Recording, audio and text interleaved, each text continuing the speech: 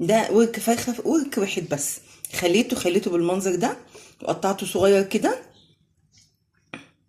قطع صغيره، وحطيت عليه فلفل اسمر وملح وعصير ليمون وشويه خل صغيرين. وعملت لو في بهارات فراخ وكاري وبابريكا، وقلبته كويس قوي قوي، وسبته شويه لما التتبيله كلها يعني تشرب من بعض. جبت صينيه وحطيت فيها ماده دهنيه، وسبتها لما تسخن شويه، ورحت ضفت البانيه او ضفت الفراخ اللي هي المقطعه المتبله، عشان اعمل شاورما مصري، شاورما مصري اصيله يعني. وهفضل اقلب فيها كده شويه لغايه ما يعني احاول اهو. بصوا انا كده ضفت بصلايه كبيره او بصلتين متوسطين مع فصين توم، عشان كنت حاطه توم في التتبيله فما رضيتش ازود توم كتير. ولازم يبقى على نار جامده، نار عاليه، عشان خاطر يعني تستوي احسن ايه ما تستوي على نار هاديه كده. الورك بصراحه مش بياخد سوا غير زي الصدور اللي كنا لازم نزود شويه ميه، لكن هنا لا، ما نزودش ميه. ده فلفل اخضر برضو ما انا مقطعاه،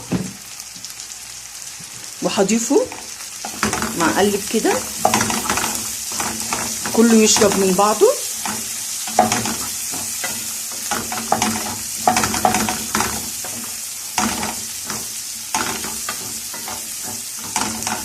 معلش عشان انا بس ماسكه بايد، بقلب بايد وماسكه الموبايل بايد،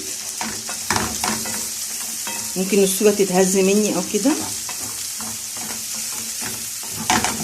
بصوا اللون الفلفل اتغير. انا الطماطم عندي طماطم مقطعاها برضو مكعبات، شايله القلب وشايله البذور وكله ومقطعاها مكعبات برضو على نار عاليه عشان ما تطراش وتنزل الميه. لو نزلت الميه هتبقى مش حلوه.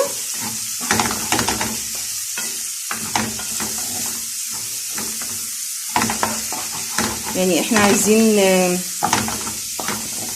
لو هندوق، لو لقينا عايزه ملح نزود ملح. بصوا الكميه، بصوا ورك واحد، بصوا عامل كميه قد ايه ما شاء الله. دلوقتي بقى انا هقول لكم على التكه. بصوا هنجيب فويل ونعمله زي طبق صغير كده ونحطه في النص.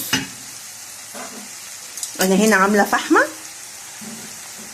مسخنه فحمه، واحطها كده وهضيف شويه زيت صغيرين عليها. بصوا بقى، بصوا المنظر والجمال. بصوا دي بقى نغطيها بسرعه جدا كده عشان خاطر ايه نكتم البخار. دي تبقى شيبسي يعني يعني مش هقولك قليه بس، لا دي كمان تعمليها شيبسي وهتطلع جميله وفوق الممتازه. على فكره البطاطس دي انا جايباها ب5 جنيه من عربيه الجيش، والله الكيلو ب5 جنيه. بصوا حلوه قوي قوي، انا عملت منها بصراحه تحفه. وكمان الفلفل الكيلو ب10 جنيه، كيلو الفلفل الكوبي ب10 جنيه. والخضار رخص بصراحه. انا جايبه كيلو وربع بصل ب10 جنيه، جايبه كيلو وربع طماطم ب5 جنيه.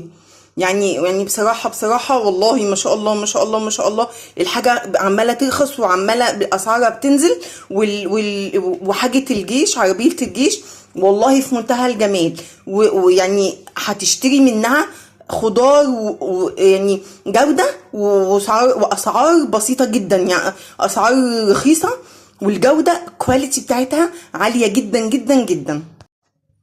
اهو بصوا كده هنجيب العيش ونحط الشاورما. العيش ده على فكره عيش بلدي اللي هو بتاع البطاقه، اللي هو الواحد ب20 قرش. النهارده الاكله اقتصاديه جدا جدا والله العظيم، ومش مكلفه خالص. هنحط البطاطس